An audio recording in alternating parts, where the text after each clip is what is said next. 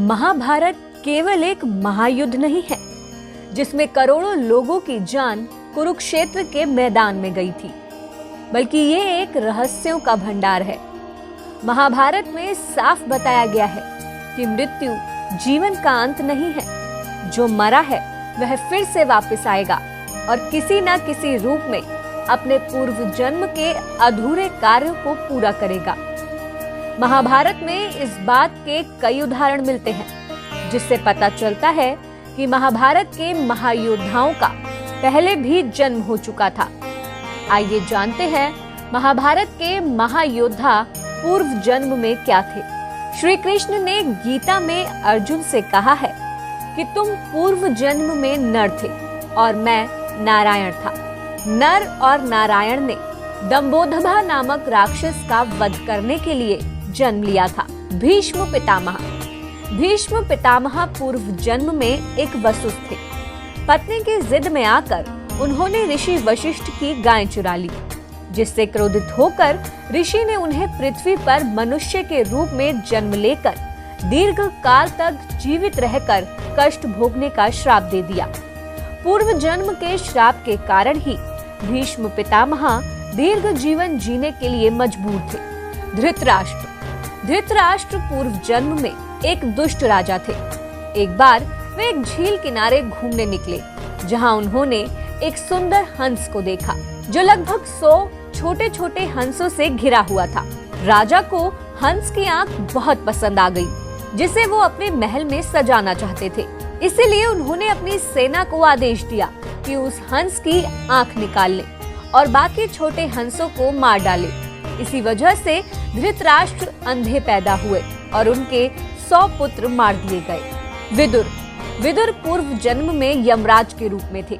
मंडूक मुनि के श्राप के कारण इनका जन्म शूद्र परिवार में हुआ था। मुनि ने इन्हें इसलिए श्राप दिया था क्योंकि इन्होंने धोखे से बेकसूर लोगों को मार दिया था। विदुर धृतराष्ट्र और पांडव के सौतेले भाई थे। कर्ण ही पूर्व जन्म में दंभोदभा नामक असुर था। कर्ण का वध करने के लिए ही श्री कृष्ण और अर्जुन को पुनः पुनर्जन्म लेना पड़ा। पूर्व जन्म में दंभोदभा ने कठिन तपस्या कर सूर्यदेव को खुश किया और वरदान में उनसे 1000 सेना रूपी कवच की मांग की, जो उनकी रक्षा करे, और साथ ही ये भी कहा कि एक भी कवच सिर्फ वही तोड़ सके जिसने 1000 वर्ष तपस्या की हो, और जैसे ही कोई एक भी कवच को तोड़े वह तुरंत ही मृत्यु को प्राप्त हो जाए। धरती के सभी लोग इस असुर से परेशान थे। तब भगवान विष्णु ने इसे मारने का निर्णय लिया और नर नारायण जुड़वा भाई के रूप में जन्म लिया। नर उस कवच को तोड़ता तो वही नारायण शिव की तपस्या किया करते। नर नारायण ने 999 कवच को तो तोड़ दिया, लेकिन आखिरी कवच में दंभोदभा सूर्य लोक में जा छुपा। कर्ण का जन्म इसी आखिरी कवच के साथ हुआ था। द्रौपदी पिछले जन्म में गुरु मोदगल्या की पत्नी थी, जिसका नाम इंद्रसेना था।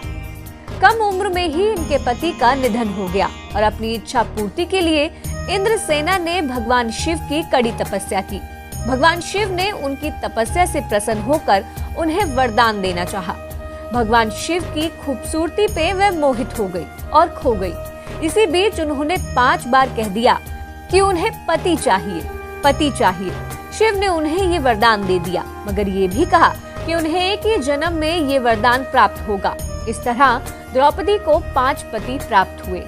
धृष्टद्युम्न, द्रौपदी के साथ ही उनके भाई धृष्टद्युम्न का भी जन्म हुआ था। इनके बारे में कहा जाता है कि ये पूर्व जन्म में एकलव्य थे। गुरु द्रोण ने उनसे चोरी चोरी शिक्षा ग्रहण करने के दंड स्वरूप अंगूठा मांग लिया था। फिर भी एकलव्य ने बाएं हाथ से धनुष चलाना सीख लिया था। रुक्मिणी हरण के समय श्री कृष्ण के हाथों एकलव्य का वध हो गया था। इस समय ही श्री कृष्ण ने एकलव्य को अगला जन्म लेकर द्रोणाचार्य से बदला लेने का वरदान दिया था। शिशुपाल के बारे में कहा जाता है कि वह पूर्व जन्म में रावण था। इससे भी पूर्व जन्म में वह हिरण्यकश्यप था। दरअसल वह विष्णु के सेवक थे, जिन्हें श्राप मिला था कि वे 4 बार जन्म लेंगे और हर बार भगवान विष्णु द्वारा मारे जाएंगे। अभिमन्यु पूर्व जन्म में अभिमन्यु भगवान श्री कृष्ण का शत्रु काल्यवान था। काल्यवान की मृत्यु के बाद उसकी आत्मा को भगवान श्री कृष्ण ने बंदी बनाकर एक डिब्बे में बंद करके रख दिया था। श्री कृष्ण की बहन सुभद्रा ने उत्सुकतावश उस डब्बे को खोल दिया, जिससे वह गर्भवती हो गई और काल्यवान ने अभिमन्यु के रूप में पुनर्जन्म प्राप्त किया। आप हमारे संत वाणी चैनल को सब्सक्राइब करें, वीडियो को लाइक करें, शेयर करें और हाँ, बेल आइकन पर क्लिक करना बिल्कुल ना भूलें, ताकि हमारी किसी भी वीडियो की सूचना सबसे पहले आपको मिले।